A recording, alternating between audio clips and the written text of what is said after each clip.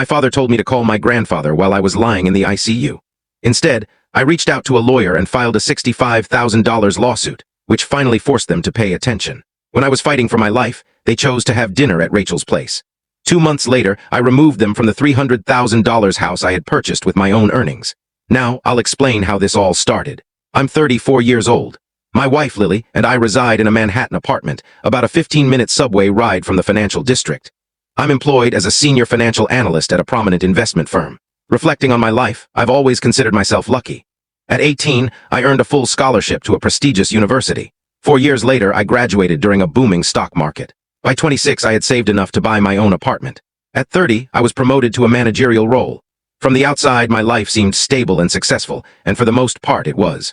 I had a family, not perfect, but a place to return to for holidays like Christmas or Thanksgiving and occasional weekend gatherings. But everything shifted after an unexpected incident. I was in a sudden accident. Oddly, that accident introduced me to Lily, who is now my wife. It also gave me the clarity to see the truth and the courage to sever ties with Richard, Diane, and Rachel, once known to me as my father, mother, and younger sister. I had just left a board meeting and was driving back to my Manhattan apartment. I was on FDR Drive when a truck veered out of control from the opposite direction, crossing into my lane. I swerved sharply to the right to avoid a head-on crash. The collision was deafening, like a massive steel beam slamming into concrete. Though the airbags deployed, my head struck the side frame, and blood trickled from my forehead down my face. My vision blurred, and a high-pitched ringing filled my ears. Yet I remained conscious. The paramedics quickly secured my neck with a brace before placing me on a stretcher. On the way to the hospital, a young nurse kept checking on me, asking, "Do you know what day it is? Can you tell me your location? What's your full name?" I answered, though some questions required a moment's thought. My head felt heavy, as if weighed down by a boulder, and everything seemed to move in slow motion, shrouded in a thick haze. At Mount Sinai Hospital, Dr. Peterson, an older man with gray-flecked hair and a calm demeanor, examined me. After a preliminary neurological test, he ordered a CT scan. When he returned with the results, his tone was grave. "You've suffered a mild concussion, and your right shoulder is badly dislocated. Without immediate surgery, you risk permanent nerve damage."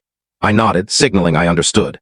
Moments later, he added, "Due to the head injury, your decision-making capacity is compromised. Per medical protocol, we need to confirm your ability to provide informed consent for anesthesia." His next words hit hard. I'd always prided myself on being in control, but now I was powerless. To help me understand, Dr. Peterson explained that I couldn't legally sign the surgical consent form myself.